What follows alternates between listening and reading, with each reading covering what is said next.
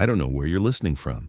Maybe you're scrubbing a floor, folding laundry, or sitting alone after a long day, watching the minutes tick by.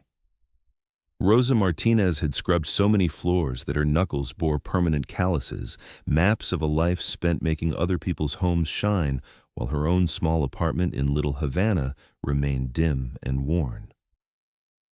The morning she discovered she was carrying a child, she pressed her weathered hands against her still flat belly and whispered a prayer in Spanish, knowing that her world was about to become infinitely more complicated. I don't know where you're listening from. Maybe you're cleaning a kitchen, folding clothes, or heading home after a long day. It doesn't matter what time it is, but I promise, today's story will surprise you. The alarm clock buzzed at 5:30 in the morning, its shrill cry cutting through the humid Miami air that clung to Rosa's third-floor walk-up like a suffocating embrace. She had been working as a housekeeper for wealthy families in Coral Gables for 12 years, but the Trent mansion was different. It wasn't just the size, although the estate sprawled across 4 acres of manicured lawns and gleaming marble. It was the coldness that seemed to seep from every surface, despite the Florida sun that blazed relentlessly overhead.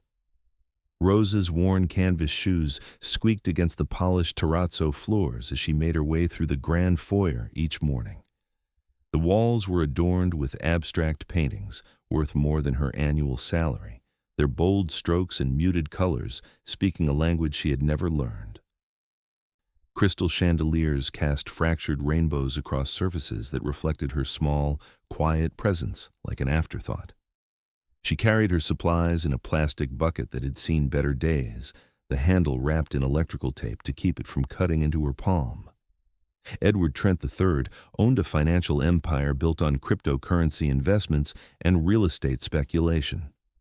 His net worth, estimated at $200 million according to Forbes, fluctuated daily with the volatile digital markets he navigated with cold precision. Bitcoin, Ethereum, and other cryptocurrencies had made him wealthy beyond most people's wildest dreams, yet his 12,000-square-foot mansion felt more like a mausoleum than a home. The walls seemed to absorb sound rather than reflect it, creating an oppressive silence that settled over everything like dust. The morning Rosa first felt the flutter of life in her belly, she was cleaning the master bathroom's marble surfaces. The nausea had been building for weeks, but she attributed it to stress and the chemical smell of industrial-strength cleaners. When the realization struck her that she was carrying the child of a man who had disappeared from her life as suddenly as he had entered it, she gripped the edge of the vanity until her knuckles turned white. The father was Marco, a construction worker she had met at her neighbor's quinceañera. He had promised to call, to visit, to be there. But promises, Rosa had learned, were as fragile as the expensive vases she dusted daily. Edward noticed her that first morning not because of her presence, but because of what she represented. Another reminder that his carefully constructed world required the invisible labor of people he would never truly see. His wife Elena had left 6 months earlier, taking their 8-year-old daughter Sophie with her to Milan, where she now lived with her jewelry designer boyfriend in a penthouse overlooking the Duomo. The divorce settlement had cost Edward $12 million in liquid assets, plus the villa in the Hamptons and half of his stock portfolio. But money, he was discovering, couldn't fill the echoing emptiness of rooms that once held laughter and warmth. Rosa's pregnancy began to show in her 4th month of working for the Trent household. The uniform, a simple gray dress with white collar, grew tight around her middle, and she noticed how the other staff members began to whisper when she passed. Mrs. Pemberton, the head housekeeper who had worked for wealthy families across Miami for 30 years, pursed her lips in disapproval whenever Rosa's condition became more apparent. The whispers followed Rosa through the mansion's endless corridors. Pregnant and unmarried, probably trying to trap some rich man, these people just don't learn. The mansion's kitchen was Rosa's favorite room, despite its intimidating scale. Sub-zero refrigerators hummed quietly alongside professional-grade ovens that could feed an army. The marble island in the center stretched 12 feet long and cost more than most people's cars. Yet when Rosa worked there in the early morning hours, chopping vegetables for the family's breakfast or preparing fresh flowers for the dining room table. She could almost imagine it was warm. The morning light that filtered through the skylights caught the copper pots hanging from the rack above, creating a gentle glow that reminded her of her grandmother's tiny kitchen in Havana, where every surface told a story and every meal was prepared with love. Edward's son, Michael, a sullen teenager who attended an exclusive private academy in Coconut Grove, treated Rosa with the casual cruelty that came so naturally to those born into privilege. He would drop his expensive sneakers wherever he pleased, knowing someone would pick them up. His gaming controllers, each worth more than Rosa's weekly grocery budget, were left scattered across the media room floor like expensive breadcrumbs marking his path through the house. When Rosa bent to collect them, her growing belly making the task increasingly difficult, Michael would smirk and say things like, "Careful you don't break anything valuable," his voice carrying the weight of inherited disdain. The pool area was where Rosa encountered Edward's cruelty most directly. She was cleaning the infinity pool's tile border, the water stretching toward the horizon where million-dollar yachts bobbed in the distance like floating symbols of excess. Her pregnancy was 6 months along, and the Miami heat made the work exhausting. Edward emerged from his home office where he'd been monitoring his cryptocurrency investments. Bitcoin had dropped 3% overnight, erasing nearly $2 million from his digital wallet. His mood was as dark as the storm clouds gathering over Biscayne Bay. "You're moving too slowly," Edward's voice cut through the humid air like a blade. "I'm paying for efficiency, not charity work for unwed mothers." The words hit Rosa like a physical blow, and she felt the baby move restlessly in her womb as if sensing her distress. She continued working, her movements steady despite the tremor in her hands, but something fundamental shifted in that moment. The last vestiges of hope she had harbored, that kindness might exist in this cold place, crumbled like sand between her fingers. The mansion's library held over 3,000 books, first editions worth a fortune that no one read. The leather-bound volumes stood in perfect rows, their gold lettering catching the light from the French doors that opened onto the rose garden. Rosa found solace in this room during her brief breaks, running her fingers along the spines and imagining the stories contained within. She had taught herself to read English from library books back in her teens, but these volumes, philosophy, economics, art history, belonged to a world that felt impossibly distant from her life of mops and dustpans. The first crack in Edward's armor came unexpectedly. Rosa was in the nursery, a room that had been converted into a storage space after Sophie left, sorting through boxes of childhood memories that Edward couldn't bring himself to discard. She found a small wooden horse, hand-carved and painted in bright colors, obviously a child's treasured toy. As she held it, she began to hum a Cuban lullaby her mother had sung to her, the melody floating through the empty room like a ghost of happier times. Edward passed by the doorway, and the sound stopped him cold. For a moment, the hardness in his chest cracked like ice in the sun, and he remembered what it felt like to love without calculation. That evening, Rosa stayed late to finish organizing the nursery. The house grew quiet around her as the other staff departed for their own homes, their own families, their own complicated lives. She moved slowly, her back aching from the day's work, her swollen feet protesting against the hard floors. The baby was active tonight, pressing against her ribs as if eager to enter a world that had shown its mother so little kindness. As she folded tiny clothes that still smelled faintly of baby powder and dreams, Rosa allowed herself to imagine a different life, one where her child might grow up surrounded by love instead of the cold indifference that permeated this marble palace. The storm that had been brewing all day finally broke just as Rosa prepared to leave. Rain lashed against the windows with tropical fury, and the usually immaculate grounds transformed into an impressionist painting of blurred greens and grays. The bus stop was a 15-minute walk away, and Rosa knew she would be soaked within minutes.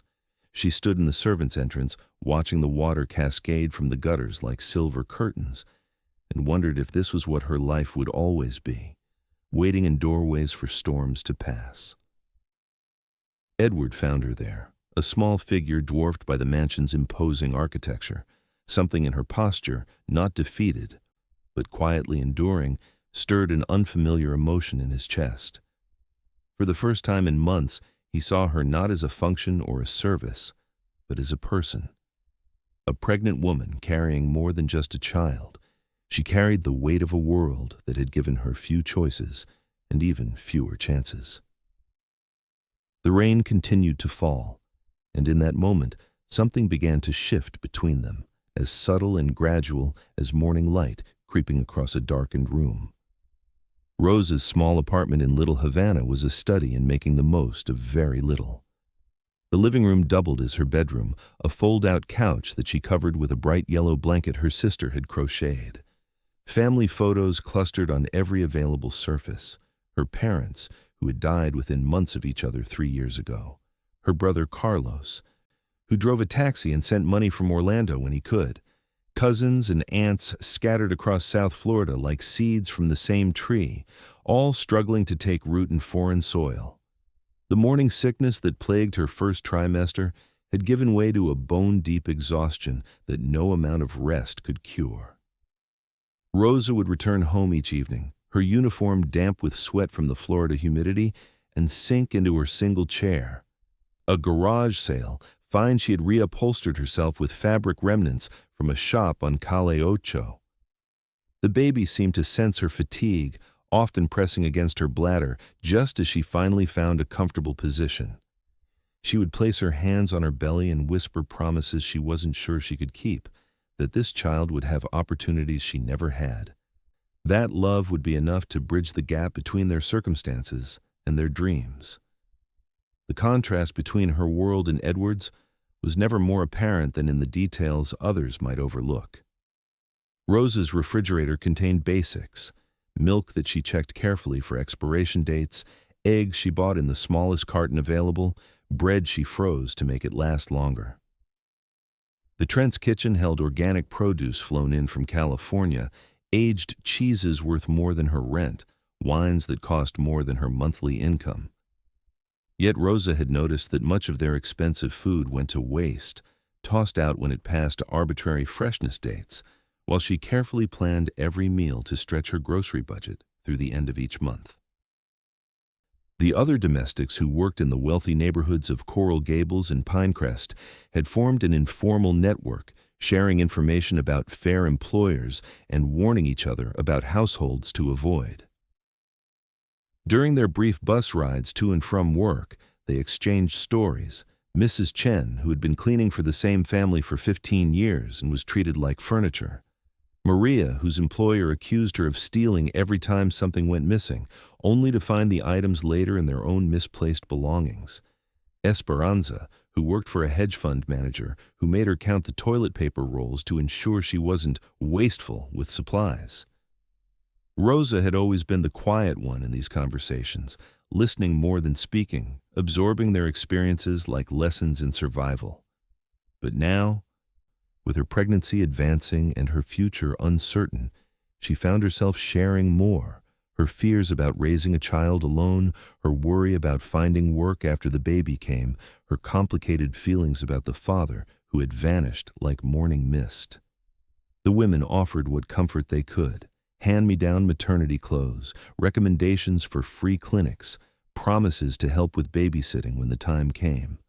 The Trent Mansion's security system was worth more than Rosa would earn in 5 years, but it couldn't protect against the emotional violence that poisoned its atmosphere. Edward's anger was like a living thing, feeding on itself and growing stronger with each business setback or personal disappointment. His cryptocurrency portfolio, once worth over $300 million, had lost nearly 40% of its value in the recent market volatility. Each notification on his phone, another $1 million evaporated into digital space, made him more volatile, more likely to lash out at whoever happened to be within range. Rosa became a convenient target for his frustration. When she vacuumed the carpet in his study while he was on an important conference call with investors in Hong Kong, he exploded with disproportionate rage. "Can't you see I'm working?" he shouted, his face flushed red above his perfectly knotted tie. Do you think my business stops because you need to push a vacuum around? The baby kicked hard against Rose's ribs as if responding to the hostility in his voice, and she placed a protective hand over her belly while mumbling an apology she didn't owe. The mansion's staff quarters, where Rosa and the other domestics ate their lunches, was located in the basement level, as far from the family's living spaces as possible. The fluorescent lights buzzed overhead, casting everything in an unflattering yellow glow that made everyone look sickly. A small television mounted in the corner played Spanish-language soap operas during break times, the dramatic storylines providing a welcome escape from their own complicated realities. Rosa would sit at the folding table, slowly eating a sandwich she had packed at home, while the others discussed their families, their dreams, their plans for days off. Mrs. Pemberton ruled this underground domain with military precision, maintaining detailed schedules that accounted for every minute of the staff's time. She had worked for wealthy families so long that she had absorbed some of their prejudices, looking down on the newer employees with barely concealed disdain. Rose's pregnancy made her a particular target for criticism. She moved too slowly. She took too many bathroom breaks. She would need time off that would disrupt the household's carefully ordered routine. Young women today, Mrs. Pemberton would mutter while reviewing the weekly cleaning schedules, her pencil scratching against the paper like an accusation. No sense of responsibility, no planning for the future. In my day, we understood consequences. Her words were designed to cut, and they found their mark each time. Rosa would lower her eyes and continue eating her simple lunch, tasting shame along with the peanut butter and jelly she couldn't afford to replace with something more substantial.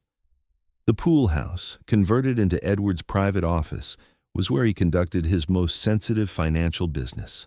Multiple computer screens displayed real-time market data, stocks, bonds, cryptocurrency valuations, precious metals prices. The walls were lined with awards from financial magazines, photographs of Edward shaking hands with mayors and governors, certificates recognizing his philanthropic donations to various causes. But philanthropy, Rosa had begun to understand, was easier than basic human kindness. Writing a check required no emotional investment, no genuine connection, no recognition of shared humanity. Edward's routine was as rigid as his moral compass was flexible. Every morning at precisely 6:15, he expected his home office to be spotless, with fresh flowers on his desk and all surfaces gleaming. Rosa learned to arrive early to complete these tasks before he began his day of manipulating markets and accumulating wealth. She would arrange the orchids he favored, exotic blooms that cost more than her weekly salary, and wonder what it would be like to receive flowers simply because someone cared, not because they were purchased and arranged by hired help. The day everything changed began like any other, with Rosa's alarm buzzing in the pre-dawn darkness and her slow preparation for another day of invisible labor. But her body had been sending signals she could no longer ignore. Sharp pains in her lower back, a feeling of pressure that made walking difficult, occasional contractions that stole her breath away. At 7 months pregnant, she was entering the dangerous territory where stress and exhaustion could trigger premature labor.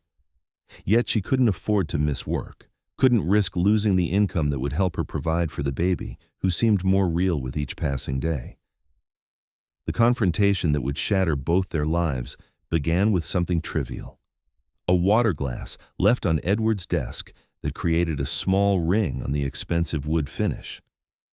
Edward had been monitoring his investments since 4 a.m, watching helplessly as Bitcoin plummeted another 8%, erasing millions of dollars from his digital fortune.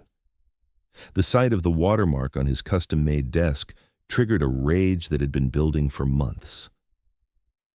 "This is exactly the kind of carelessness I won't tolerate." Edward's voice was ice-cold, more dangerous than if he had shouted. Rosa stood frozen, one hand instinctively moving to protect her belly as he continued his verbal assault.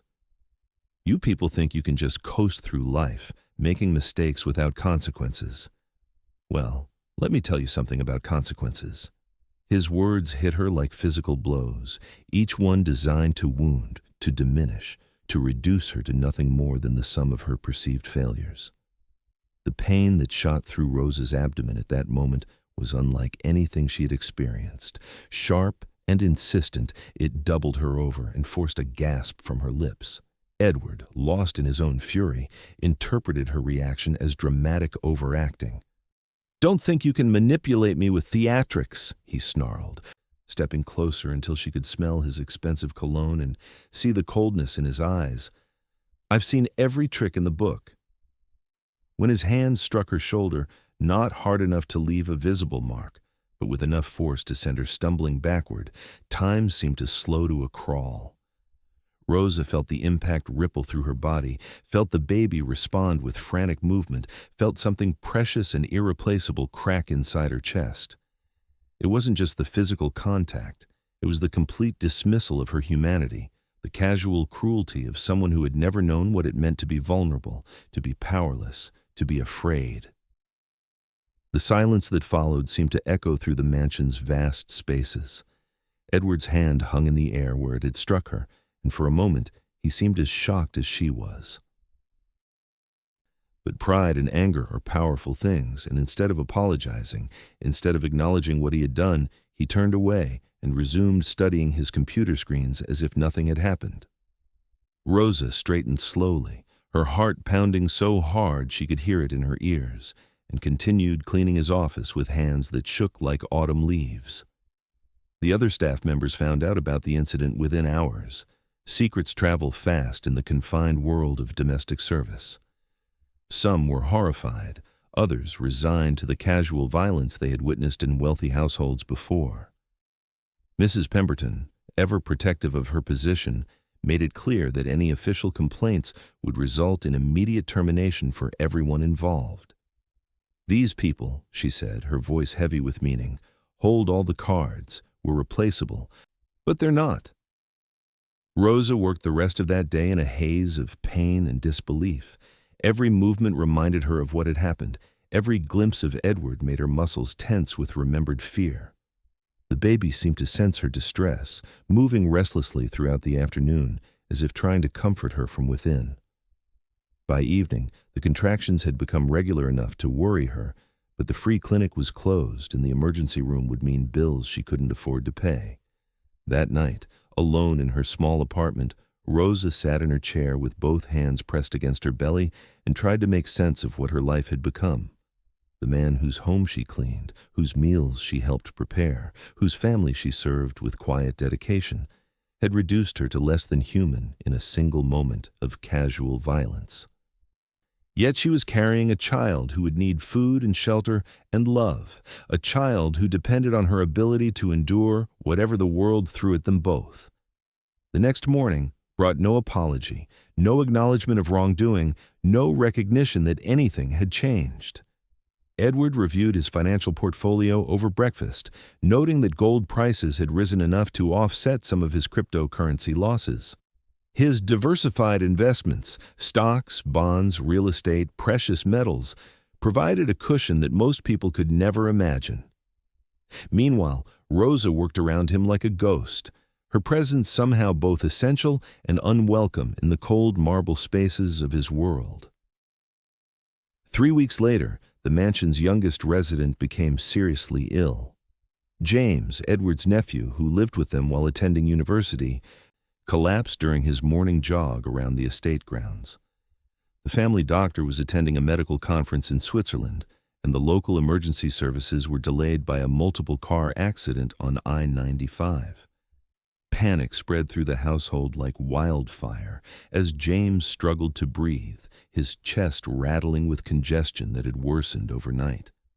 Rosa found herself alone with the young man while the family frantically made phone calls and waited for professional help to arrive. She had seen pneumonia before. Her own father had died from complications related to the infection, and she recognized the signs in James's labored breathing and fever-flushed skin. Without hesitation, she began applying the remedies her grandmother had taught her: steam from hot water infused with eucalyptus leaves, a compress for his chest made from ingredients found in the mansion's well-stocked kitchen, traditional techniques passed down through generations of women who had learned to heal when doctors weren't available or affordable.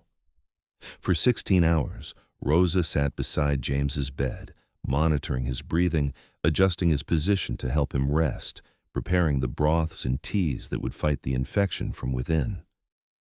She sang softly to him in Spanish when delirium made him restless, the same lullabies she planned to sing to her own child. Her pregnancy made the vigil exhausting, but she never left his side, driven by an instinct deeper than professional duty, the simple human need to care for someone in crisis. Edward watched from the doorway several times during that long night, seeing his employee in a completely different light. Gone was the invisible woman who cleaned his floors and arranged his flowers. In her place was someone whose knowledge and compassion were quite literally keeping his nephew alive. The gentle competence with which she tended the sick young man, the way she somehow knew exactly what he needed, and when he needed it, revealed depths he had never imagined existed beneath her quiet exterior. When the doctor finally arrived and confirmed that Rosa's interventions had likely saved James's life, something fundamental shifted in the mansion's atmosphere. The young man recovered fully, but the family's understanding of who Rosa really was had changed forever. She wasn't just a pair of hands that cleaned and tidied. She was a woman whose life experience had taught her skills that money couldn't buy and education couldn't provide. Yet, even this moment of recognition carried its own complications. Edward found himself watching Rosa more closely, noticing things he had never seen before: the grace with which she moved through her tasks despite her advancing pregnancy, the small kindnesses she showed to everyone around her, the quiet dignity she maintained even when faced with casual cruelty. These observations made him uncomfortable, forcing him to confront the possibility that his behavior toward her had been not just wrong, but deeply unjust. The mansion's garden became Rosa's refuge during her final month of pregnancy. The landscaping had cost more than most people's homes, but it was the only place on the estate where she could find genuine peace. She would sit on a stone bench hidden among the hibiscus bushes during her brief breaks, listening to the fountain's gentle splash and watching the tropical birds that visited the flowering trees. The baby would often quiet during these moments, as if responding to the tranquility of growing things and natural rhythms. One evening, as Rosa prepared to leave for home, she found Edward waiting by the servants' entrance. For a moment, neither spoke, the weight of unspoken words hanging between them like humidity in the air. Finally, he cleared his throat and said, "About what happened in my office." But instead of the apology she had never expected to receive, he offered something even more devastating. "I hope you understand that business pressures sometimes affect judgment. It wasn't personal." The words hit Rosa like ice water, washing away any hope she might have harbored that their shared humanity could bridge the vast gulf between their circumstances. Edward's inability to acknowledge what he had really done, his casual dismissal of her pain and dignity, crystallized everything she had learned about the world during her months in his employ. Some people, she realized, were so insulated by wealth and privilege that they had lost the ability to recognize their own humanity, let alone anyone else's. Her labor began 3 days later, 2 weeks earlier than expected. Rosa was cleaning the mansion's grand staircase when the first real contraction hit, so powerful it forced her to grip the banister until her knuckles turned white. She tried to finish her work, tried to ignore the increasing frequency and intensity of the pains, but her body had its own agenda. By the time she realized she needed medical attention, the contractions were coming every few minutes and her water had broken, soaking through her uniform onto the polished marble floor. Mrs. Pemberton's reaction was swift and merciless. "This is exactly why we shouldn't hire unmarried girls," she declared, while Rosa doubled over with another contraction. "Now look at the mess you've made on these floors." The head housekeeper was more concerned about the marble's finish than the woman who was about to give birth on it, a priority system that revealed everything about the values that governed life in the mansion. Edward was on a conference call with cryptocurrency investors in Tokyo when the commotion reached his office. Market volatility had eaten into his digital assets again, Nearly $5 million had vanished overnight as Bitcoin crashed below $30,000. But even his financial stress couldn't insulate him from the sounds coming from the foyer. Rose's labored breathing, Mrs. Pemberton's sharp voice giving orders, the general chaos of a woman in active labor with no immediate prospect of reaching a hospital. The ambulance took forever to navigate Miami's traffic-choked streets, and by the time it arrived, Rosa was fully committed to bringing her child into the world. Edward found himself in the uncomfortable position of witnessing the most intimate and vulnerable moment of her life, seeing her strength and endurance in a context that made his own problems seem trivial by comparison. The EMTs worked efficiently, but there was no hiding the fact that a new life was about to enter the world in the marble foyer of a mansion where its mother was considered barely more significant than the furniture. Rosa's daughter, she had somehow known all along it would be a girl, was born at Miami General Hospital 3 hours later. The baby was small but healthy, with dark hair and eyes that seemed to take in everything around her with calm recognition.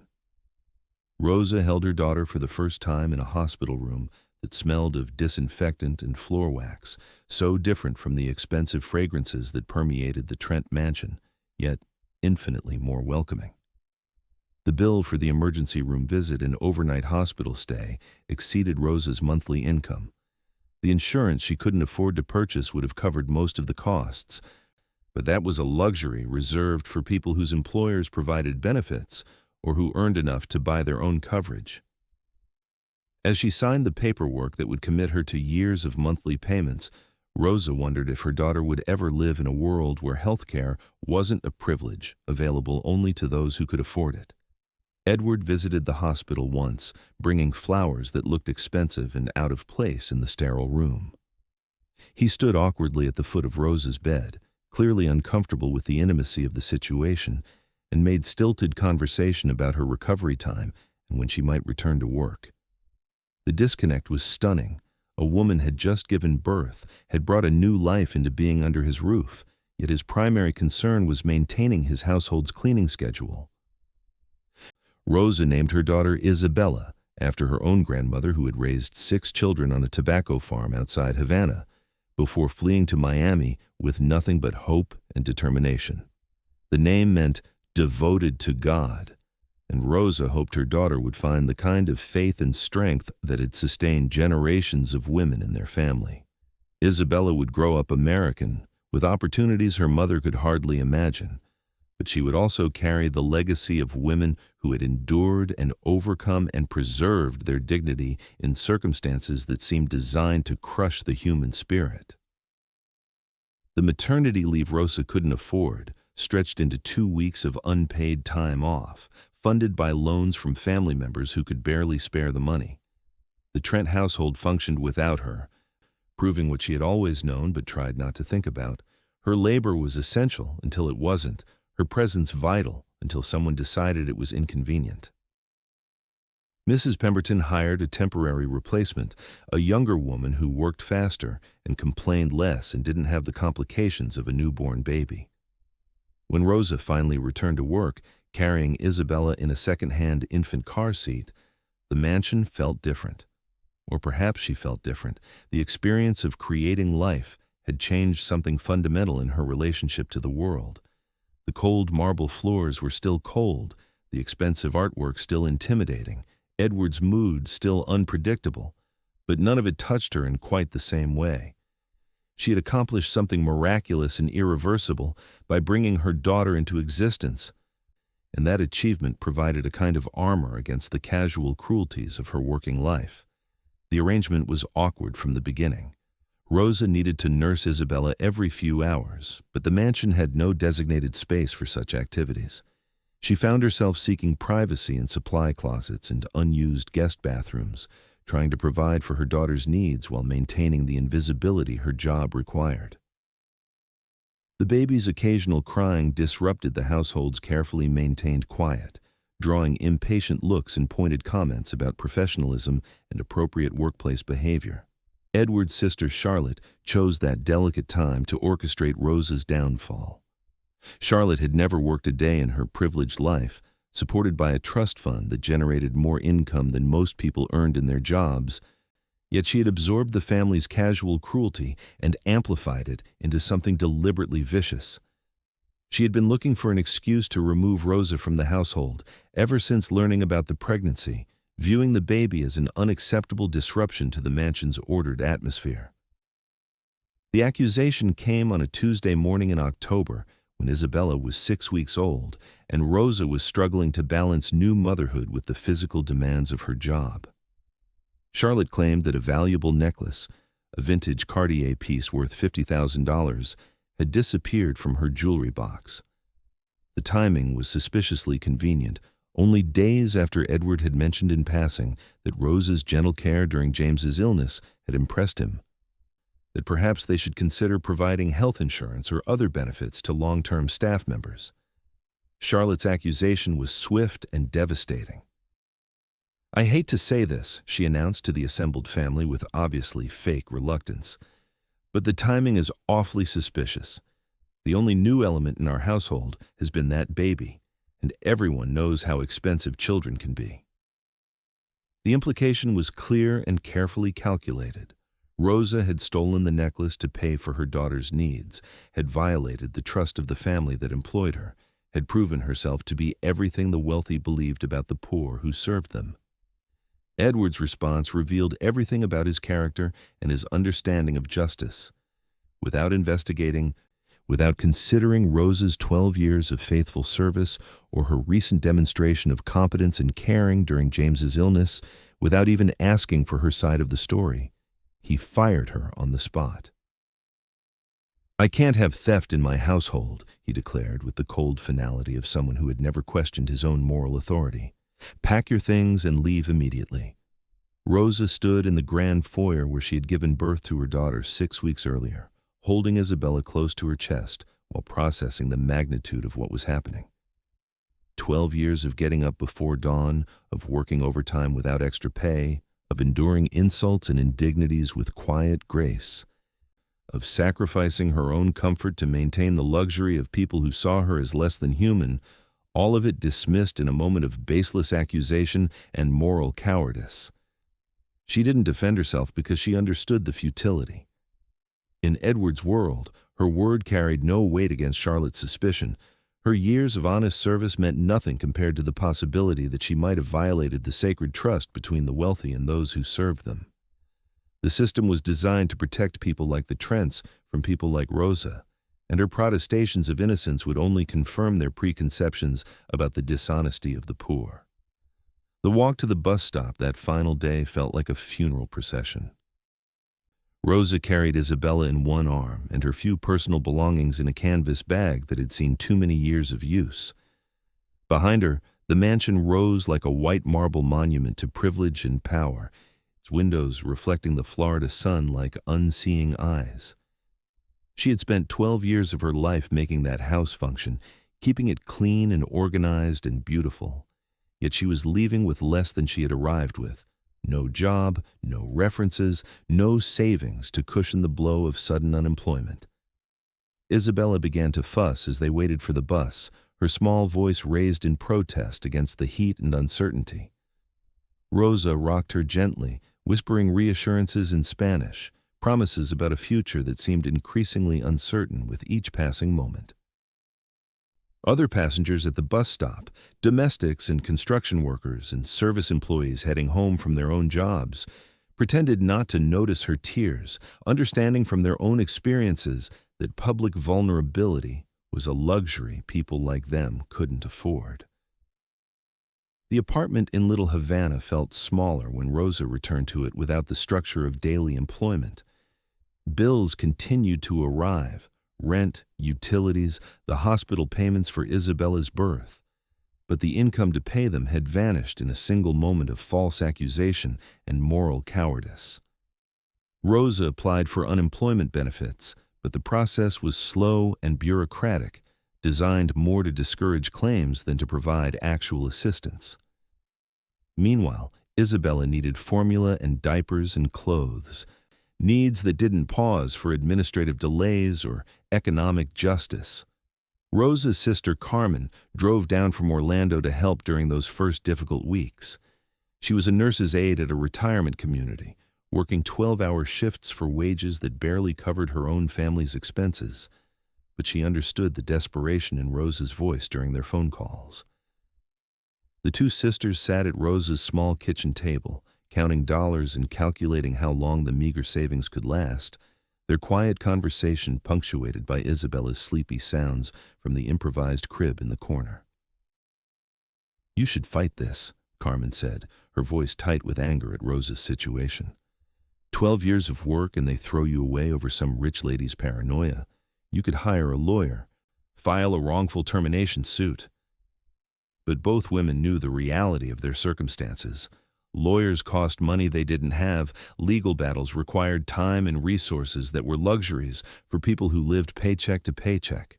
Justice existed primarily for those who could afford to purchase it. The weeks stretched into months, and Rosa's situation became increasingly desperate. She applied for every job she could find: cleaning services, restaurants, retail stores, anything that might provide income to support herself and Isabella. But explaining the gap in her employment history meant revealing why she had been fired, and most potential employers weren't interested in hiring someone who had been accused of theft, regardless of whether the accusation had been proven or even investigated. Baby Isabella grew and developed through those difficult months, reaching developmental milestones that should have been celebrated, but instead served as reminders of Rosa's inability to provide the opportunities she wanted for her daughter. The pediatric visits at the community health center revealed a healthy, thriving child, but also generated bills that added to Rosa's mounting debt. She began to understand viscerally how easily people could fall through the cracks in a society that treated healthcare and childcare as commodities rather than rights. Meanwhile, at the Trent mansion, life continued with barely a ripple to mark Rosa's absence. The temporary housekeeper became permanent, a woman from Guatemala who spoke little English and accepted lower wages without complaint. Edward's business ventures continued to fluctuate with market volatility. Cryptocurrency remained unstable, but his real estate investments were performing well, meaning his overall net worth remained comfortably in the 9-figure range. Charlotte's necklace turned up 3 months later, exactly where she had left it, in a jewelry box in her guest bathroom that she had forgotten she owned. The discovery came during spring cleaning, when the new housekeeper found the valuable piece wrapped in tissue paper beneath some unused cosmetics. Charlotte's reaction was telling: mild embarrassment at her own carelessness, but no recognition of the devastation her false accusation had caused in Rosa's life. Edward's response to the discovery was even more revealing. When Mrs. Pemberton informed him that the stolen necklace had been found, his first concern was whether the family was exposed to any legal liability. The possibility of apologizing to Rosa, of attempting to make right the wrong that had been done to her, never seemed to occur to him. In his mind, mistakes were inevitable, and the burden of dealing with their consequences belonged to the people who could least afford to bear them. The truth about Charlotte's accusation spread through the informal network of domestic workers across Miami's wealthy neighborhoods. Rosa's story became a cautionary tale, shared in whispered conversations during bus rides and lunch breaks, another example of how easily their lives and livelihoods could be destroyed by the casual cruelty of people who viewed them as disposable. The injustice was obvious to everyone except those who had the power to address it. Isabella's first Christmas was celebrated in the small apartment with gifts purchased from thrift stores and dollar shops. Rosa had managed to find part-time work cleaning office buildings at night, jobs that paid less and offered no benefits, but allowed her to bring Isabella along in a portable crib. The baby would sleep in her car seat while Rosa worked, occasionally stirring when the vacuum cleaner grew too loud, or when Rosa needed to pause her work to provide a feeding. The contrast between that Christmas and the elaborate celebration at the Trent mansion was stark. Edward's holiday party made the society pages, featuring ice sculptures and imported champagne, entertainment flown in from New York, gifts that cost more than Rosa's annual rent. The irony wasn't lost on Rosa. She had spent 12 years helping to make such celebrations possible, her invisible labor enabling luxury she would never experience herself. Spring brought an unexpected phone call that would change everything. Dr. Patricia Morrison, James's physician, had been thinking about Rosa's intervention during his illness, particularly the traditional remedies that had likely saved his life. As a researcher interested in alternative medicine and traditional healing practices, Dr. Morrison had been documenting cases where folk remedies had proven effective when conventional treatments weren't available or hadn't worked. The doctor's interest wasn't merely academic. She had been awarded a research grant to study traditional healing practices in immigrant communities, focusing on how knowledge passed down through generations could complement modern medical treatment. Rosa's successful intervention during James's pneumonia episode represented exactly the kind of practical knowledge that her research hoped to document and preserve. "I'd like to interview you about what you did that night," Dr. Morrison explained during their phone conversation. "Your knowledge literally saved a young man's life, and I think there are important lessons we can learn from your experience." For the first time in months, Rosa felt recognized not just as a pair of hands that cleaned floors, but as someone whose knowledge and experience had genuine value. The interview process revealed the depth and sophistication of Rosa's traditional knowledge. She could explain not just what remedies to use for various ailments, but why they worked, how they interacted with the body's natural healing processes when they were most effective and when modern medicine was necessary. Her understanding had been developed through generations of women who had served as healers in their communities, knowledge that was invaluable precisely because it couldn't be purchased or credentialed. Dr. Morrison's research led to an invitation for Rosa to speak at a medical conference about traditional healing practices. The presentation, delivered to an audience of doctors and researchers, was Rosa's first experience being valued for her mind rather than her labor. The positive response generated consulting opportunities with medical schools and research institutions, work that paid better than cleaning houses and recognized her expertise rather than treating her as invisible. The transformation wasn't immediate or complete. Rosa continued working night shifts cleaning offices while building her new career, still struggling to pay bills while establishing herself in an unfamiliar world. But Isabella benefited from the change in their circumstances, and more importantly, from the change in her mother's sense of her own worth. Rosa began to see herself not as someone who had been discarded, but as someone whose value had simply been unrecognized by people incapable of seeing beyond their own prejudices. A year and a half after her dismissal from the Trent household, Rosa received an invitation that would have seemed impossible during her darkest months. Dr. Morrison was organizing a symposium on traditional medicine at the University of Miami Medical School, and she wanted Rosa to serve as a keynote speaker. The title of her presentation would be "Healing Across Cultures, Traditional Knowledge in Modern Practice." The irony was exquisite. Rosa, who had been fired from a cleaning job based on false accusations, would now be addressing some of the same wealthy Miami residents who had employed her as domestic help. Her expertise, once dismissed as superstition by people who could afford expensive medical care, would be presented to an audience of professionals who understood its true value. The evening of the symposium, Rosa stood before a mirror in the university's speaker's lounge, adjusting the professional dress she had purchased for the occasion. Isabella, now an active toddler, waited with Carmen in the audience. For a moment, Rosa allowed herself to remember the woman who had been fired from the Trent mansion 18 months earlier, frightened, alone, convinced that her life offered no opportunities for recognition or advancement. The presentation was a triumph.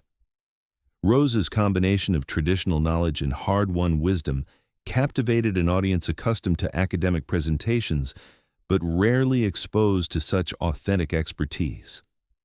During the question and answer session, she handled challenges from skeptical physicians with the same quiet grace she had once brought to dealing with difficult employers.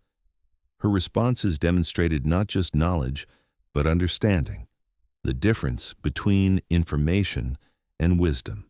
Edward Trent was in the audience that evening, having attended the symposium because one of his cryptocurrency investments had funded the medical school's research program. He recognized Rosa immediately, though she looked different, confident, respected, valued for her expertise rather than her labor. The cognitive dissonance was overwhelming. This poised woman addressing medical professionals was the same person he had fired based on his sister's paranoid accusation.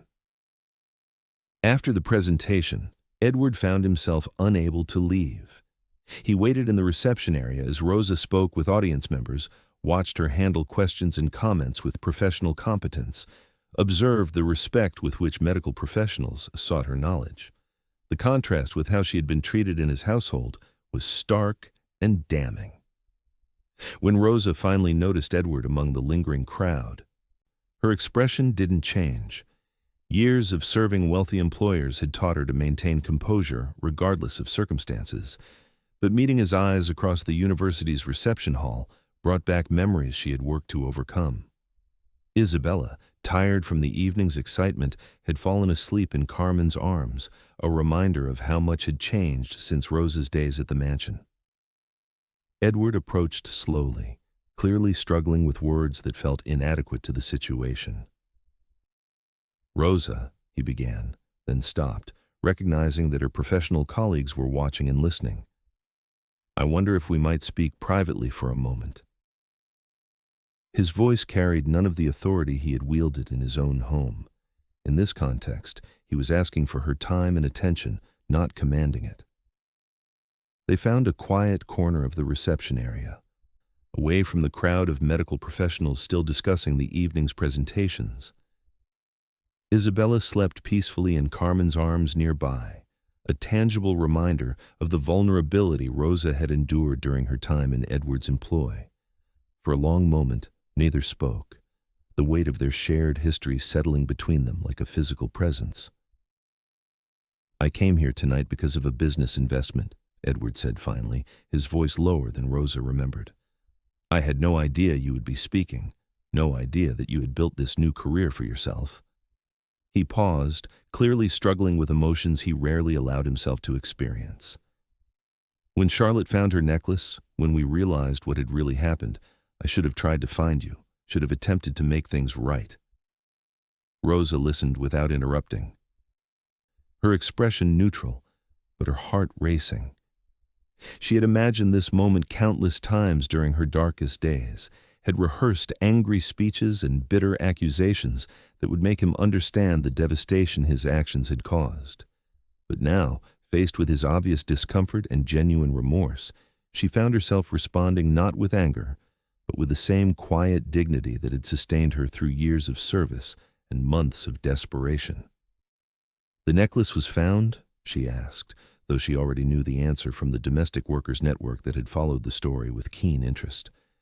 Her voice was calm, professional, the tone she now used when addressing medical conferences, rather than the deferential manner required in wealthy households. Edward nodded. His face flushed with embarrassment and something deeper, a recognition of moral failure that wealth couldn't excuse or erase. 3 months after I let you go. Charlotte had simply misplaced it, exactly as you could have told us if anyone had bothered to ask." The admission hung in the air between them, a confession of injustice that came far too late to undo its consequences. "I see," Rosa said simply, and in those 2 words lay a world of understanding about power and privilege, about the expendability of people who couldn't afford to defend themselves, about the casual cruelty that masqueraded as prudent business decisions. She glanced toward Isabella, sleeping peacefully in her aunt's arms, and felt the weight of everything her daughter would never have to endure. Edward followed her gaze and seemed to really see Isabella for the first time, not as an inconvenience or disruption to his household staff's efficiency, but as a human being who had been harmed by his choices. "She's beautiful," he said quietly, and Rosa heard genuine emotion in his voice for the first time since she had known him. I hope she'll have opportunities that her mother never had access to." "She will," Rosa replied with quiet confidence. Her mother's work is valued now, respected, sought after by people who understand its worth. Isabella will grow up understanding that knowledge and wisdom can come from anywhere, that dignity doesn't depend on wealth or social position. The message was gentle but clear. Her daughter would be raised with values that Edward's children had never been taught. They talked for another few minutes, dancing around the enormity of what had transpired between them, both recognizing that some wounds couldn't be healed with words alone. Edward offered financial compensation, a gesture toward justice that Rosa declined with graceful firmness. "What I needed was respect and fair treatment," she said. "Those aren't things money can purchase after the fact." As the reception wound down and people began to leave, Edward made one final attempt to bridge the gulf his actions had created. "If there's ever anything I can do to support your work, your research, your career in this new field," he began. But Rosa interrupted him with a slight shake of her head. "The best support you can provide," she said, gathering her purse and preparing to leave with Carmen and Isabella, "is to remember this conversation the next time you employ someone like I used to be.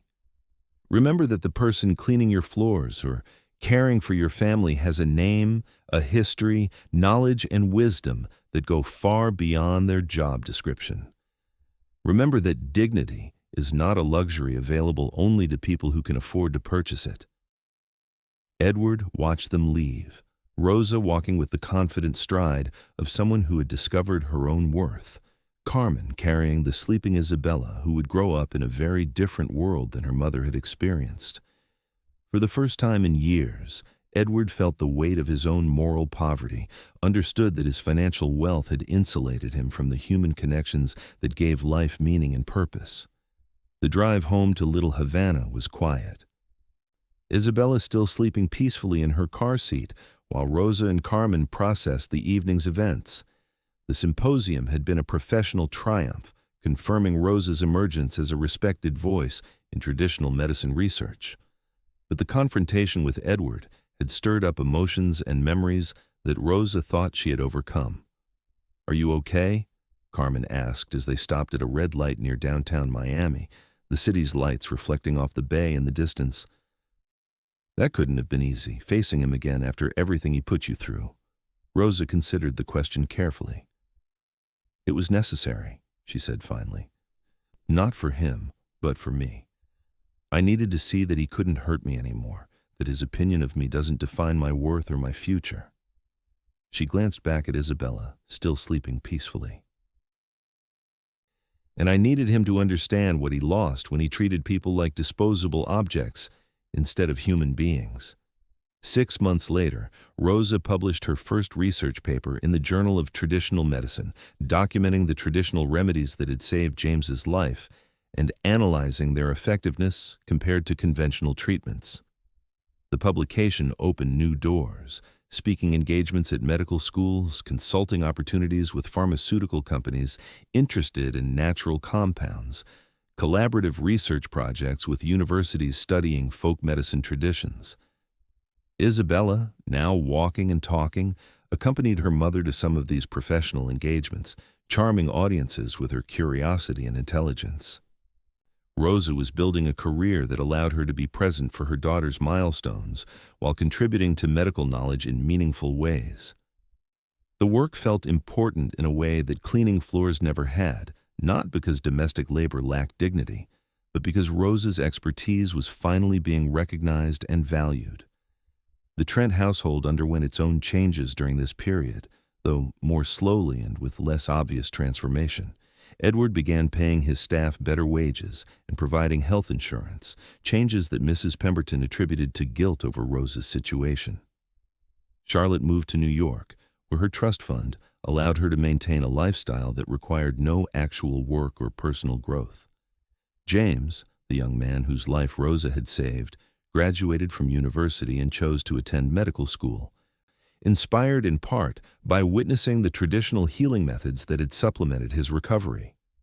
He would later specialize in integrative medicine, working to bridge the gap between conventional treatment and traditional healing practices.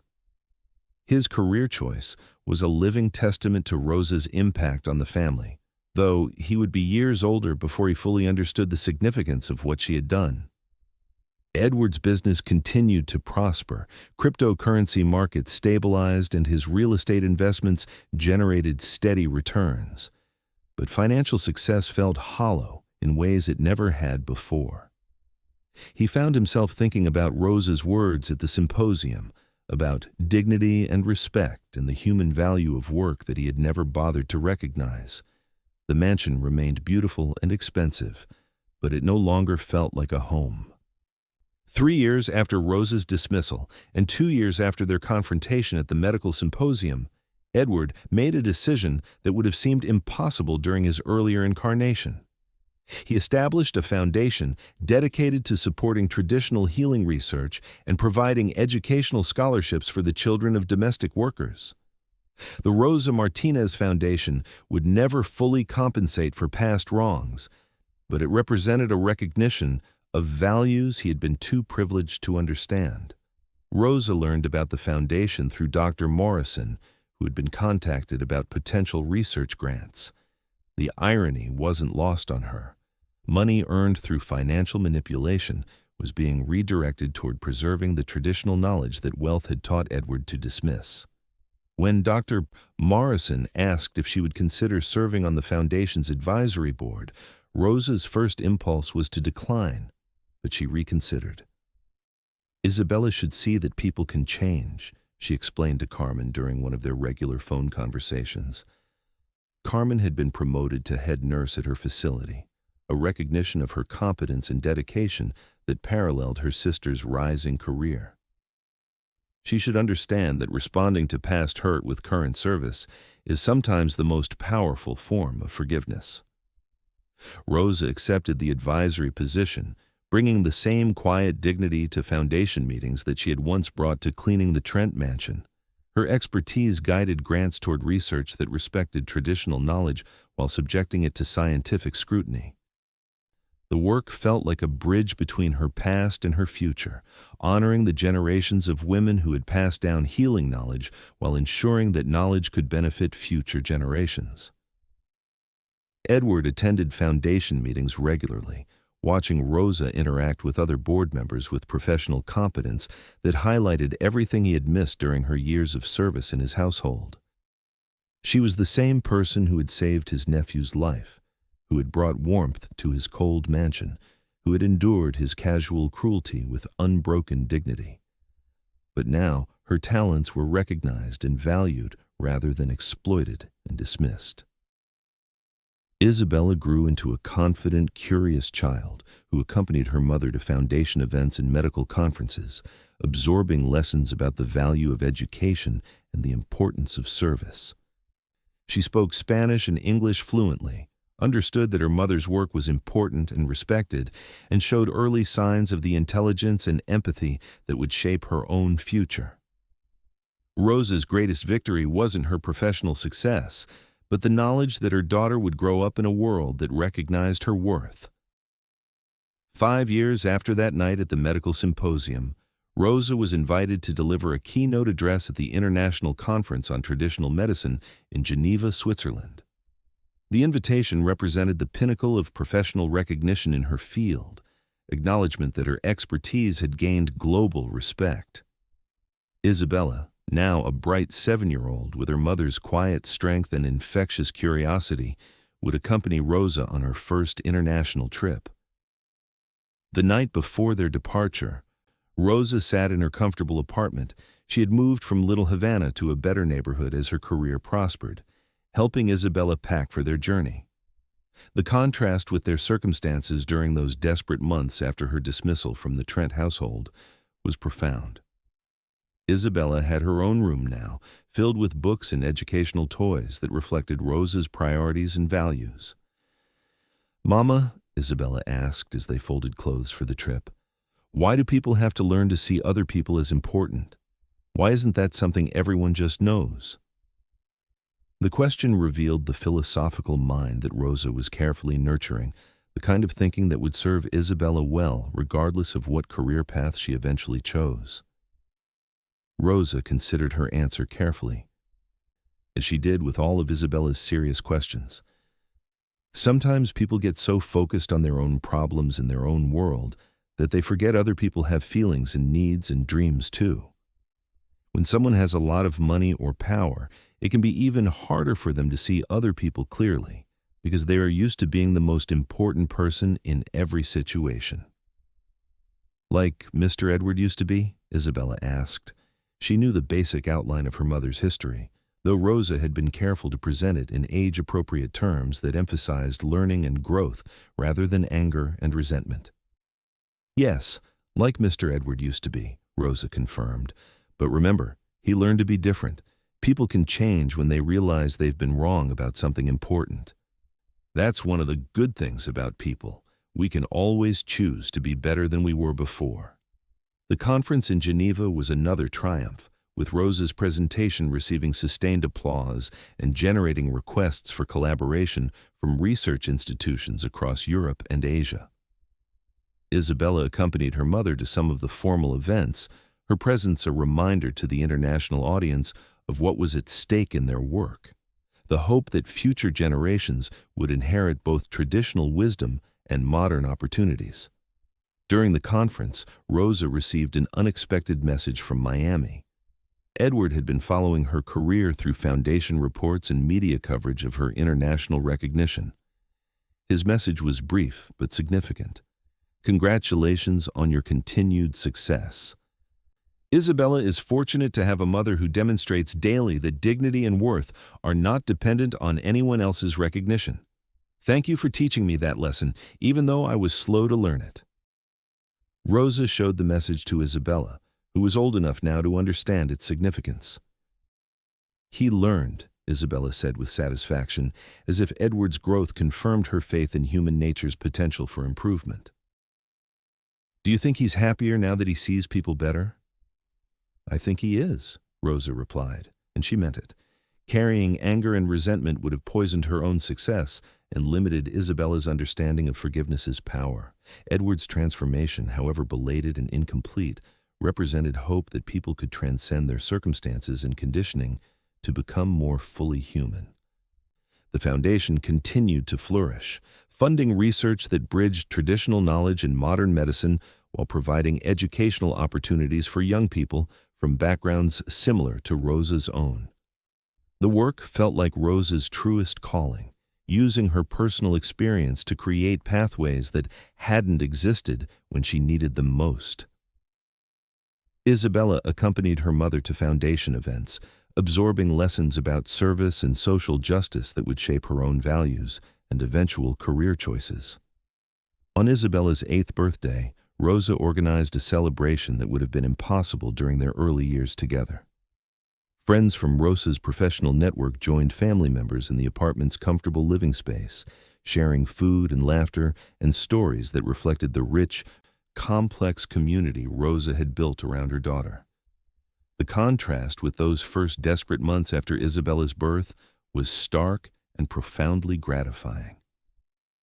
Edward sent a birthday gift for Isabella, not expensive jewelry or electronic gadgets, but a scholarship fund that would ensure her educational opportunities regardless of economic circumstances. The gift came with a note explaining that every child deserved the chance to develop their full potential, that educational opportunity shouldn't depend on their parents' financial situation. Rosa recognized the gesture as both generous and symbolic, Edward acknowledging that Isabella's value had nothing to do with her mother's former employment status. As Isabella grew older, she began asking more sophisticated questions about her mother's journey from domestic worker to respected researcher. Rosa answered honestly, explaining how people's circumstances could change, but that dignity and self-respect had to be maintained regardless of external recognition. She wanted Isabella to understand that her mother's worth hadn't been discovered by the medical community. It had simply been recognized after years of being ignored. You were always important, Isabella said, with the absolute certainty that children bring to moral questions. The people who couldn't see that were just looking wrong. Her analysis was simple but profound, cutting through complex issues of class and power to identify the essential human failure that had enabled Rosa's mistreatment. Rosa's work continued to evolve, encompassing not just traditional medicine research, but also advocacy for domestic workers' rights and educational opportunities. She testified before congressional committees about healthcare access, spoke at labor conferences about workplace dignity, and consulted with policymakers about programs that could support working families. Her expertise was sought not just for her medical knowledge, but for her understanding of how systemic inequalities affected individual lives. The transformation was complete but never finished. Rosa understood that respect and recognition required constant vigilance, that progress could be reversed if people became complacent. She used her platform to advocate for others who remained invisible, ensuring that her success became a ladder for people facing circumstances similar to those she had endured. Isabella's 10th birthday brought an invitation that symbolized how completely their lives had changed. The University of Miami Medical School invited Rosa to deliver the commencement address for graduating medical students, recognizing her contributions to integrative medicine research and her advocacy for healthcare equity. The invitation represented institutional acknowledgement of Rosa's expertise at the highest levels of her adopted profession. As Rosa prepared her address, she thought about the journey that had brought her to this moment. From the pre-dawn bus rides to the Trent Mansion to international recognition as a medical researcher, from desperate unemployment to financial security, from invisibility to respect. The transformation hadn't been easy or inevitable, but it demonstrated possibilities that she wanted medical students to understand and remember throughout their careers. The commencement address focused on seeing patients as complete human beings rather than collections of symptoms, on recognizing that healing knowledge could come from unexpected sources, on maintaining humility and openness to learning from anyone, regardless of their educational credentials or social status. Rosa's message was both professional and personal, drawing on her experiences as both healer and patient, expert and excluded individual. Edward attended the commencement ceremony, sitting in the audience with other family members and friends of the graduating students. Watching Rosa address the future doctors, seeing the respect and attention with which they received her message, he was struck again by everything he had failed to recognize during her years of service in his household. The woman speaking with such authority about medicine and healing was the same person he had dismissed as disposable help. After the ceremony, Edward approached Rosa during the reception, Isabella at her side as always during important professional events. "I wanted to tell you," he said quietly, "that listening to your address made me think about all the people I've employed over the years, all the opportunities I've had to learn from them that I missed, because I was only seeing their function, not their humanity." Rosa nodded, understanding what he was trying to express. "The most important healing work," she said, "often happens in the relationships between people, in the recognition of each other's worth and dignity. That's something they don't teach in medical school, but it's essential to everything doctors do." Isabella listened to their conversation with the serious attention she brought to adult discussions that touched on important themes. At 10, she was developing a sophisticated understanding of social justice and human dignity, shaped by her mother's example and the values Rosa consistently demonstrated. Her questions had evolved from childhood curiosity to genuine philosophical inquiry about fairness, opportunity, and social responsibility. "Mama," Isabella asked as they drove home from the commencement ceremony, "when I grow up, will there still be people who can't see other people's value, or will everyone have learned by then?" The question reflected both hope and realism, recognition that progress was possible but not automatic. Rosa considered her answer carefully, as she always did with Isabella's serious questions. "There will always be people who need to learn to see others better," she said finally. "But there will also be people like you, who grew up understanding that everyone has value and dignity. Your job will be to help teach the people who haven't learned yet, just like Mr. Edward had to learn." The Rosa Martinez Foundation expanded its programs to include mentorship opportunities, pairing successful professionals with young people from working-class backgrounds who were interested in medical careers. Rosa personally participated in the program, sharing her knowledge and experience with teenagers who reminded her of her younger self. The work felt like completing a circle, using her success to create opportunities that hadn't existed when she needed them most. Isabella often accompanied her mother to mentorship events, observing Rosa's interactions with young people who were navigating challenges similar to those Rosa had faced. The teenager benefited from seeing her mother as mentor and advocate, understanding that success carried responsibilities to others who were still struggling for recognition and opportunity. As Isabella entered her teenage years, she began expressing interest in medicine herself, though with a focus on pediatrics rather than her mother's research specialty. Rosa supported her daughter's interest while ensuring she understood that career choice should be based on passion and aptitude rather than family expectations or social pressure. The freedom to choose represented everything Rosa had worked to provide: opportunity without obligation, support without coercion. Edward's own children, now young adults, had followed more traditional paths into business and finance, managing trust funds and investment portfolios rather than developing independent careers. The contrast with Isabella's trajectory was striking. Rosa's daughter was developing expertise and independence, while Edward's children remained dependent on inherited wealth. The irony wasn't lost on Edward, who began to question whether privilege had served his family as well as he had assumed. 15 years after their first confrontation at the medical symposium, Rosa and Edward encountered each other at a healthcare policy conference in Washington, D.C. Rosa was presenting research on integrative medicine programs in underserved communities, while Edward was representing a coalition of philanthropists interested in healthcare reform. Their professional paths had become intertwined in ways neither could have imagined during Rosa's years of domestic service. During a break in the conference proceedings, they found themselves in conversation about the policy implications of Rosa's research.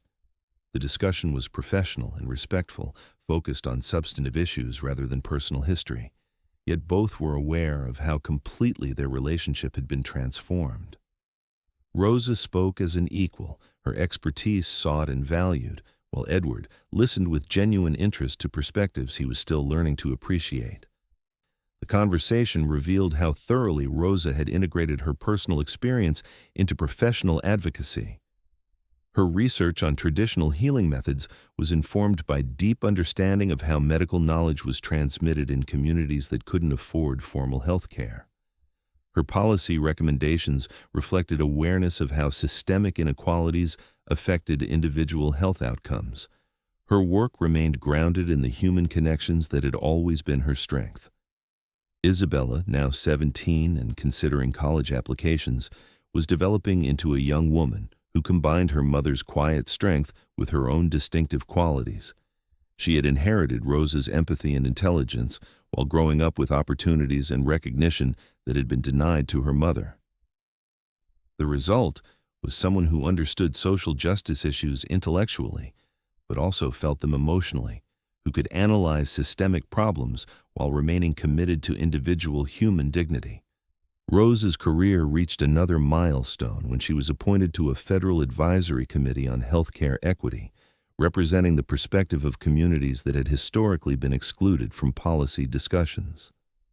The appointment required her to spend significant time in Washington, consulting with lawmakers and federal agencies about programs that could address disparities in healthcare access and quality. The work felt like the natural culmination of Rosa's journey from invisible domestic worker to nationally recognized advocate. She brought to policy discussions an understanding of how abstract principles translated into individual lives, how systematic changes could create opportunities for people who had been marginalized by economic and social circumstances.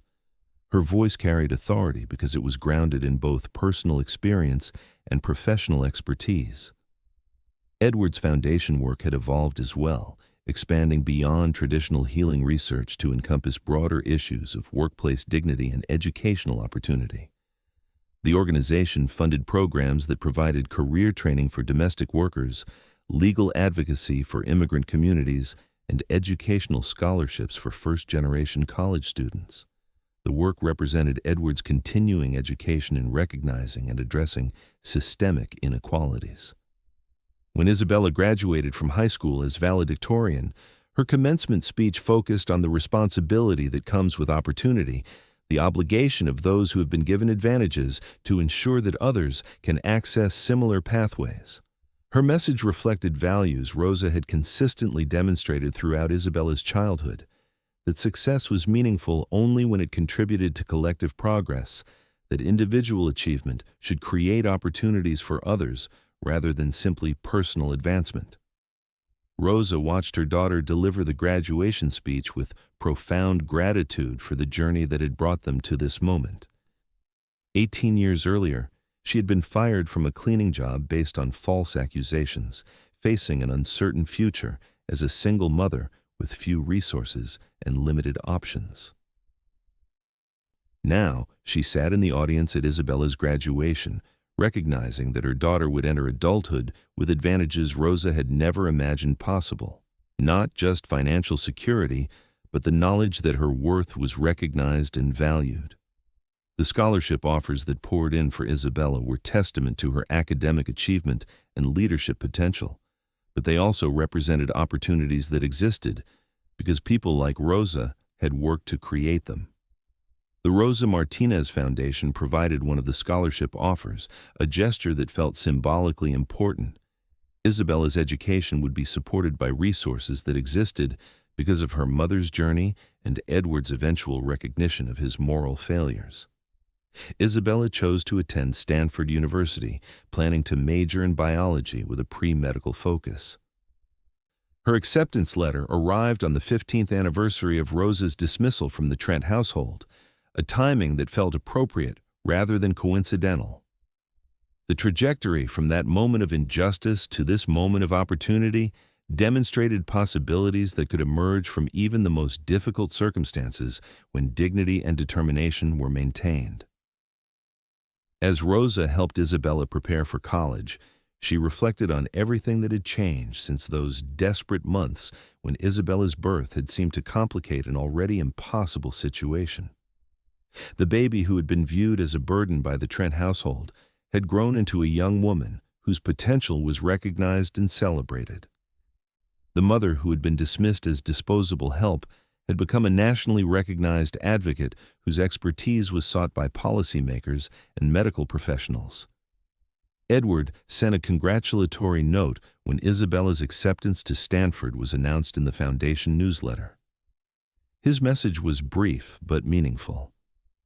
Isabella's success represents the fulfillment of potential that was always present, but needed recognition and opportunity to flourish. Her achievements honor her mother's strength and demonstrate what becomes possible when talent is nurtured rather than ignored. The note represented Edward's complete transformation from the man who had dismissed Rosa's humanity to someone who understood the connections between individual recognition and collective progress. His journey had been slower and more difficult than Rosa's, requiring him to confront privilege and assumptions that had shaped his entire worldview. But his growth demonstrated that change was possible even for people who seemed most insulated from consequences of their actions. Rosa's work continued to expand in scope and influence, with international recognition leading to consulting opportunities with global health organizations and medical schools worldwide. Her expertise bridged traditional knowledge in modern medicine while advocating for healthcare approaches that honored human dignity regardless of economic circumstances.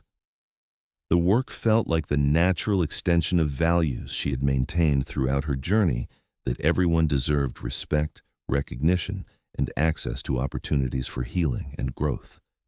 As Isabella prepared to begin her freshman year at Stanford, Rosa was invited to deliver the opening address at the International Conference on Healthcare Equity in Geneva, Switzerland. The invitation represented the pinnacle of recognition in her field, acknowledgement that her voice had become essential to conversations about creating healthcare systems that served everyone rather than just the privileged few. The speech Rosa delivered in Geneva drew on her entire journey. from domestic work to medical research to policy advocacy, demonstrating how personal experience could inform systematic change. She spoke about invisible labor and unrecognized expertise, about the healing knowledge contained in traditional practices and the importance of creating pathways for people who had been excluded from educational and professional opportunities. Healing happens in the recognition of our shared humanity, Rosa told the international audience. It happens when we see each other as complete human beings, rather than functions to be performed or problems to be solved. It happens when we understand that wisdom can emerge from any circumstances, that dignity belongs to everyone, regardless of their economic situation or social status. The address was received with sustained applause and generated invitations for collaboration from healthcare organizations across 6 continents. Rosa's message had resonated because it combined moral authority earned through personal experience with expertise developed through dedicated study and practice. Her voice carried weight because it was grounded in understanding of both systematic inequalities and individual resilience. Isabella called from Stanford that evening to congratulate her mother on the speech, which she had watched online from her dormitory room. "I'm so proud of you, Mama," she said, her voice carrying the love and respect that had sustained them both through challenging times. "You showed everyone that the most important healing happens when people learn to see each other clearly." Rosa smiled at her daughter's words, recognizing in them the values and insights she had worked so carefully to nurture. Isabella understood intuitively what had taken Edward years to learn, that human worth wasn't dependent on external recognition, that dignity was an inherent aspect of humanity, rather than something that could be granted or withdrawn by others. As Rosa returned to Miami from Geneva, she reflected on the journey that had brought her from invisible domestic worker to internationally recognized advocate. The transformation had required every ounce of strength and determination she possessed, but it had also created opportunities and possibilities that extended far beyond her individual success.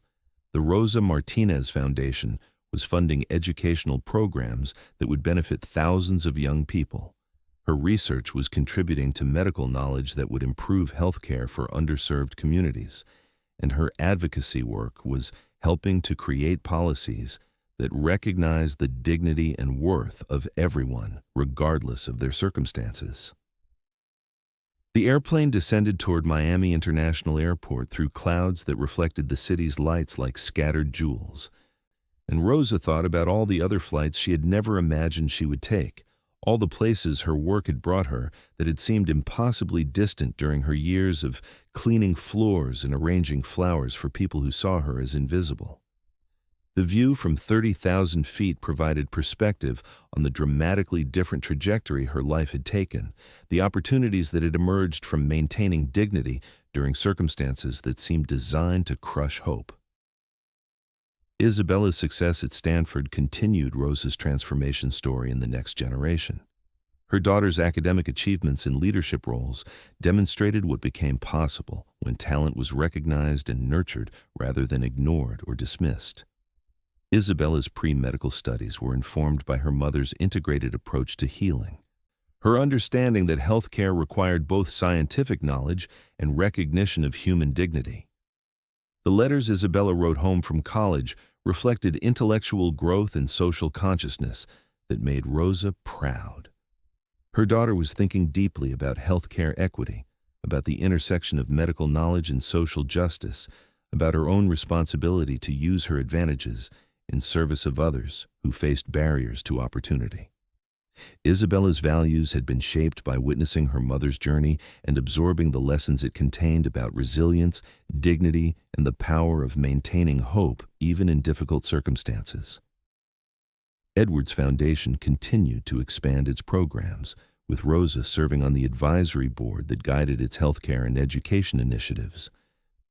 Their professional relationship had evolved into genuine collaboration based on shared commitment to creating opportunities for people who had been systematically excluded from recognition and advancement. The irony of their partnership wasn't lost on either of them.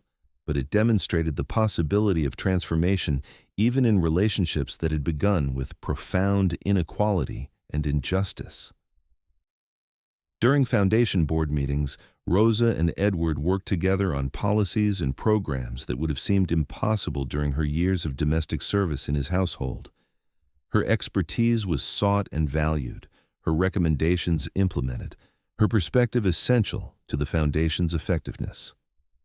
The contrast with those years when her knowledge and insights were dismissed as irrelevant highlighted how completely their relationship had been transformed. The 20th anniversary of Rosa's firing from the Trent household passed without fanfare, but Rosa marked the date privately as a milestone in her personal journey. 2 decades earlier, she had left the mansion as a dismissed employee, carrying Isabella and facing an uncertain future with few resources and limited options. Now she was an internationally recognized expert whose work influenced policy and practice worldwide, whose daughter was thriving at one of the nation's most prestigious universities. The transformation hadn't erased the pain of those difficult months when Rosa had struggled to provide for Isabella while building a new career from nothing. But it had provided perspective on what was possible when dignity was maintained through adversity, when expertise was developed and shared rather than hidden, when individual success was used to create opportunities for others who faced similar challenges. Isabella's junior year at Stanford brought news of her acceptance into a competitive research program studying pediatric medicine in underserved communities. The opportunity would allow her to spend a summer working in clinics that served populations similar to those her mother had grown up among, providing health care for people who had limited access to medical services. Isabella's excitement about the program reflected values Rosa had carefully nurtured, understanding that privilege carried responsibility, that individual success should contribute to collective progress.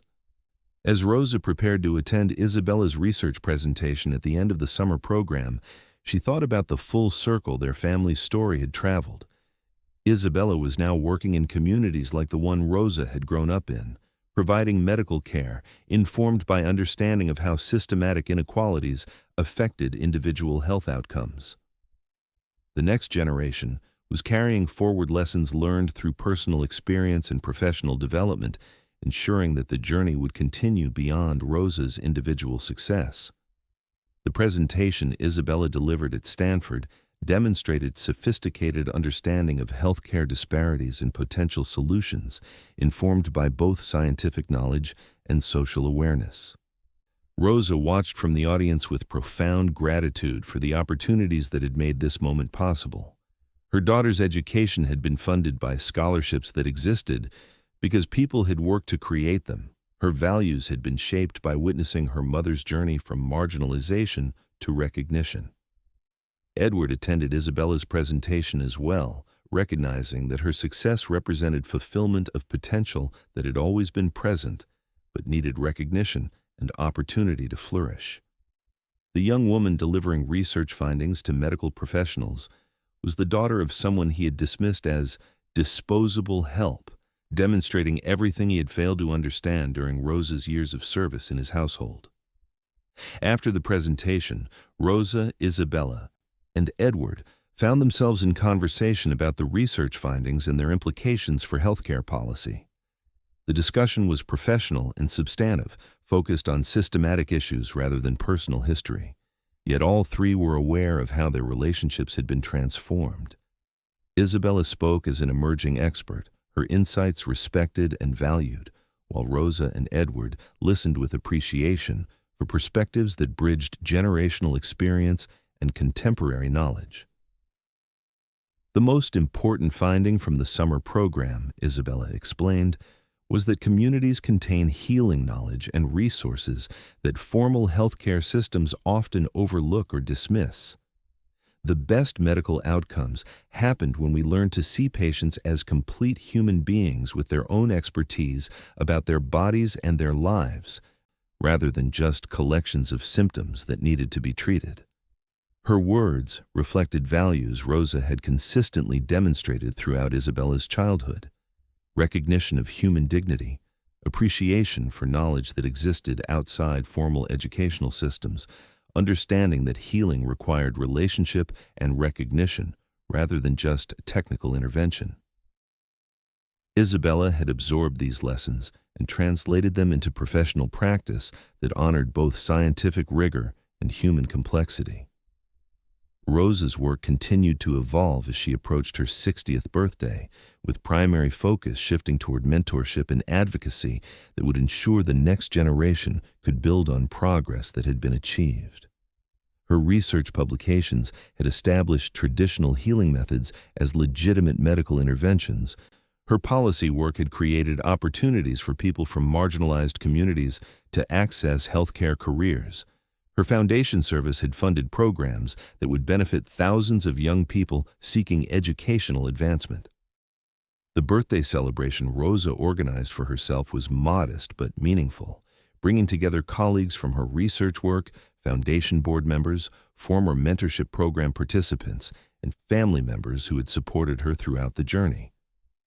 Isabella flew home from Stanford for the occasion, presenting her mother with a photo album documenting Rosa's transformation from domestic worker to international advocate.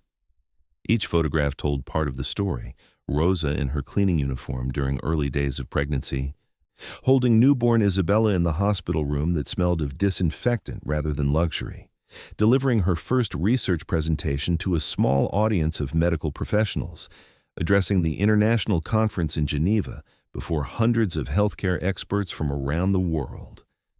The images provided visual documentation of possibilities that could emerge from maintaining dignity and determination through circumstances that seemed designed to limit opportunity and recognition.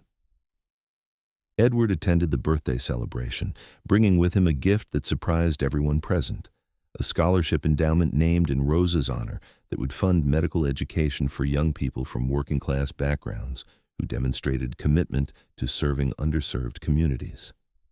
The Rosa Martinez Medical Scholarship would ensure that her legacy extended beyond individual success to systematic change that created opportunities for others. This scholarship, Edward explained to the gathering, represents recognition that healing knowledge and commitment to service can emerge from any circumstances, that potential exists everywhere but needs recognition and opportunity to flourish. Rosa demonstrated these truths through her own journey, and this endowment will help ensure that others can follow similar paths without facing the barriers she had to overcome. The gesture represented complete transformation from the man who had dismissed Rosa as disposable help to someone who understood that her expertise and values were exactly what the medical profession needed more of. His growth had been slower and more difficult than Rosa's, but it demonstrated that change was possible even for people who seemed most insulated from consequences of their actions. Isabella's graduation from Stanford approached with offers from medical schools across the country, each recognizing her academic achievements and research experience. Her acceptance speech at the award ceremony, where she received the university's highest honor for service learning, reflected values Rosa had carefully nurtured throughout her daughter's childhood, understanding that privilege carried responsibility, that individual success should contribute to collective progress, that dignity belonged to everyone regardless of their circumstances. "My mother taught me," Isabella told the audience, "that the most important healing happens in the recognition of our shared humanity. She showed me through her own journey that wisdom can emerge from any circumstances, that expertise should be developed and shared rather than hoarded, that success is meaningful only when it creates opportunities for others who are still struggling for recognition and advancement." Rosa listened to her daughter's words with profound gratitude for the journey that had brought them both to this moment. 22 years earlier, she had been fired from a cleaning job, facing an uncertain future with limited resources and few options. Now she sat in the audience at Isabella's graduation, recognizing that her daughter would enter medical school with advantages Rosa had never imagined possible, not just financial security, but knowledge that her worth was recognized and valued, that her potential would be nurtured rather than dismissed. The medical school Isabella chose was Harvard, where she would specialize in pediatrics with focus on serving underserved communities. Her acceptance letter arrived 22 years to the day after Rosa had been dismissed from the Trent household, timing that felt appropriate rather than coincidental. The trajectory from that moment of injustice to this moment of opportunity demonstrated possibilities that could emerge from maintaining dignity and determination through even the most difficult circumstances. As Rosa helped Isabella prepare for medical school, she reflected on everything that had changed since those desperate months when Isabella's birth had seemed to complicate an already impossible situation. The baby who had been viewed as a burden had grown into a young woman whose potential was recognized and celebrated by the most prestigious educational institutions in the country. The mother, who had been dismissed as disposable help, had become an internationally recognized advocate whose work influenced policy and practice worldwide. The apartment where Rosa now lived was larger and more comfortable than the cramped space in Little Havana, where she had struggled through those early months of single motherhood. But more importantly, her circumstances reflected recognition and respect that had been absent during her years of domestic service. Her work was valued not just for its practical applications, but for its contributions to understanding how healing happened in relationship and recognition rather than just technical intervention. Edward visited Rosa the day before Isabella left for medical school, bringing with him a folder containing documentation of everything the Rosa Martinez Foundation had accomplished during its years of operation. The statistics were impressive. Hundreds of young people educated through scholarship programs, dozens of research projects funded that had contributed to medical knowledge, policy initiatives that had improved healthcare access for underserved communities. "None of this would have existed," Edward said, handing Rosa the folder, "without the lessons you taught me about seeing people clearly, about recognizing expertise wherever it exists, about understanding that dignity belongs to everyone, regardless of their circumstances. Your journey changed not just your own life and Isabella's, but the lives of everyone who benefited from these programs." Rosa accepted the folder with appreciation for Edward's recognition of connections between individual experience and systematic change. Her journey from domestic worker to international advocate had created ripple effects that extended far beyond personal success, demonstrating how maintaining dignity through adversity could ultimately transform not just individual circumstances, but entire systems that had excluded and marginalized people based on economic status and social position. The day Isabella left for medical school, Rosa drove her to the airport in the car she had purchased with earnings from her consulting work. Practical transportation that reflected both success and values that prioritized substance over appearance.